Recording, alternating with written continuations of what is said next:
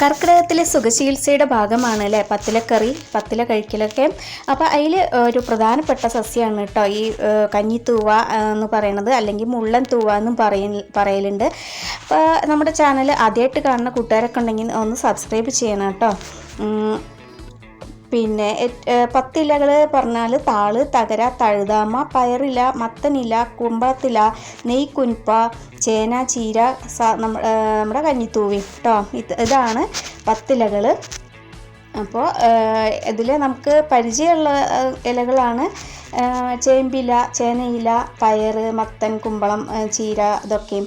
പക്ഷേ 10 ഇലയിലെ താരങ്ങൾ ഇതൊന്നും അല്ല കേട്ടോ. തഴുതാമ, തകര, മുള്ളൻ തൂവ എന്ന് പറഞ്ഞാൽ നമ്മുടെ കഞ്ഞിത്തൂവ, നെയ്ക്കുൻപ എന്നിവയാണ് കേട്ടോ. ഈ 4 എണ്ണമാണ്. അപ്പോൾ ഈ കഞ്ഞിത്തൂവയെ പറ്റിയിട്ടാണ് ഞാൻ ഈ വീഡിയോയിൽ പറയുന്നത്. ഒട്ടേറെ ഔഷധ മൂല്യമുള്ള കഞ്ഞിത്തൂവ കർക്കിടകത്തിലെ പ്രധാന ഇലക്കറികളിൽ ഒന്നാണ് കേട്ടോ. ചർമ്മരോഗങ്ങൾക്കും ദഹന പ്രശ്നങ്ങൾക്കും ശ്വാസകോശ സംബന്ധ അസുഖങ്ങൾക്കും ഒക്കെ ഈ ഇല നമ്മൾ തോരനൊക്കെ വെച്ച് കഴിക്കാറുണ്ട്. കഞ്ഞിത്തൂവ, മുള്ളൻ തൂവ, ചൊറിയണം, അങ്ങനെ ഒരുപാട് പേരിൽ ഈ ചെടി അറിയപ്പെടുന്നുണ്ട് കേട്ടോ. ഇത് ചൊറിയണ ഇലയും കൊണ്ട് തന്നെ ഇത് തോരൻ വെക്കാനൊക്കെ എടുക്കുന്ന അധികം പേർക്കൊന്നും അറിയില്ല കേട്ടോ. പുതിയ തലമുറയ്ക്കൊന്നും അറിയില്ല. അപ്പോൾ ശരീരത്തിൽ തട്ടിയാൽ ചൊറിച്ചിലും അസ്വസ്ഥതയൊക്കെ ഉണ്ടാക്കുന്ന ഒരു സസ്യമാണ് ഈ കഞ്ഞിത്തൂവ എന്ന് പറഞ്ഞാൽ. അപ്പോൾ ഇപ്രാവശ്യം ഞാൻ എല്ലാ പ്രാവശ്യവും ഇത് തോരൻ വെക്കാറുണ്ട് കേട്ടോ. അതിന് വേണ്ടിയിട്ട് നിർത്തിയതായിരുന്നു. അപ്പോഴേക്കാണ് നമ്മുടെ നിപ്പയൊക്കെ വന്നത്. അപ്പോൾ ഞാൻ അത് മൊത്തം മരുന്നടിച്ചു കേട്ടോ. മരുന്നടിച്ച് നിർത്തിയെടുക്കുകയാണ്. അപ്പോൾ ഇതൊരു 4 ദിവസം കഴിഞ്ഞാൽ കരിഞ്ഞു പോവും. പിന്നെ ഈ മരുന്നിനെ പറ്റിയിട്ട് ഒരു വീഡിയോ ഞാൻ ഇട്ടായിരുന്നു കേട്ടോ, ഹെർബിസൈഡ്സിൻ്റെ. അപ്പോൾ അതിൽ കുറച്ച് പേർക്ക് ഇപ്പോഴും തെറ്റിദ്ധാരണ ഉണ്ട്. അതായത് വേരിൻ്റെ അടിയിലേക്കാണ്, വേര് ഭാഗത്തേക്കാണ് ഈ മരുന്ന് അടിച്ചു കൊടുക്കേണ്ടതെന്ന്. അങ്ങനെയല്ല. അപ്പോൾ അത് മണ്ണിലേക്ക് തട്ടും, അത് മണ്ണിലെ ബാക്ടീരിയകളൊക്കെ നശിപ്പിക്കും. പിന്നെ നമുക്ക് അവിടെ ഒന്നും നട്ടാലും ഒരു ഗുണം കിട്ടില്ല. അപ്പോൾ നമ്മൾ ഈ ചെടീൻ്റെ മേലെ ഭാഗത്തേക്കാണ് കേട്ടോ ഈ മരുന്ന് അടിക്കേണ്ടത്. ഒരു ഇലയ്ക്ക് എത്തിയാൽ മതി. അത് മെല്ലെ സാവധാനം അങ്ങനെ തണ്ടിൽ കൂടെ ഇറങ്ങി വേരിലേക്ക് എത്തി ആ ചെടി മൊത്തമായിട്ട് അങ്ങനെ പോവുകയാണ് ചെയ്യണത്. അപ്പോൾ അങ്ങനെയാണ് നമ്മൾ മരുന്ന് അടിക്കേണ്ടത്, അല്ലാതെ വേരിലേക്കല്ല. കുറച്ച് പേരുടെ ഒരു ഡൗട്ടാണ് കേട്ടോ അത്. അതുകൊണ്ടാണ് ഞാൻ ഈ വീഡിയോയിൽ അത് പറയണത്. അപ്പോൾ ഞാൻ ഈ കഞ്ഞിത്തൂവ തോരൻ വെച്ച് കാണിക്കണം എന്നാണ് കേട്ടോ വിചാരിക്കുന്നത്. വലിയ പ്രയാസമൊന്നുമില്ല, അപ്പോൾ കാണിക്കാനൊന്നുമില്ല.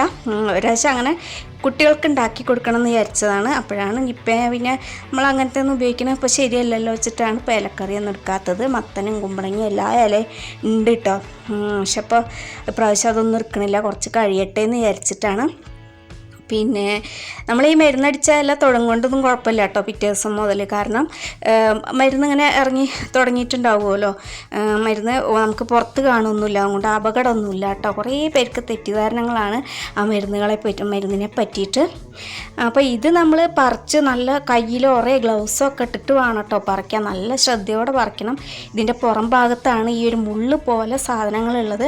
അപ്പോൾ അതൊക്കെ കൈ തട്ടിയാൽ പിന്നെ പറയണ്ട, കയ്യിലും കാലിലൊക്കെ തട്ടിയാൽ ചൊറിഞ്ഞിട്ട് അന്തണ്ടാവില്ല കേട്ടോ. അപ്പോൾ അത് ശ്രദ്ധയോടെ പറിച്ചിട്ട് നമ്മൾ ആ ഇല നുള്ളിയെടുത്ത് കഴുകുമ്പോഴൊക്കെയാണ് ഏറ്റവും കൂടുതൽ ശ്രദ്ധിക്കേണ്ടത്. കവറൊക്കെ അത്രയും ഭദ്രമായിട്ട് ഇടുക, നിങ്ങൾക്ക് ഇടുക, ഗ്ലൗസൊക്കെ ഇടുക. അപ്പോൾ അങ്ങനെ ചെയ്തിട്ടുണ്ടെങ്കിൽ നമുക്ക് ചൊറിച്ചിൽ അത്ര അറിയില്ല കേട്ടോ. എത്രയായാലും ഇത്തിരി ചൊറിയിലുണ്ടാവും ഉണ്ടാക്കണ വരെ. പിന്നെ അത് എന്നിട്ട് കഴുകി നല്ലോണം അരിഞ്ഞ് ചെറുതായി അരിഞ്ഞ് ഒന്നിങ്ങോട്ട് വേവിച്ച് തുള്ളി വെളിച്ചെണ്ണ ഒഴിച്ചാലും മതി. അല്ലെങ്കിൽ ഇത്തിരി സവാള എണ്ണയിൽ വഴറ്റിയിട്ട് അതിലേക്ക് ഇത്തിരി ഉപ്പിട്ട് എടുത്താൽ മതി കേട്ടോ. അതാറിയുമ്പോഴേക്കും ആവും വെണ്ണ പോലെയാണ് കേട്ടോ ഈ ഇലേൻ്റെ തോരൻ. അപ്പോൾ ഇനി അടുത്ത വീഡിയോയിൽ വരുന്നവരെ ബൈ ഓൾ.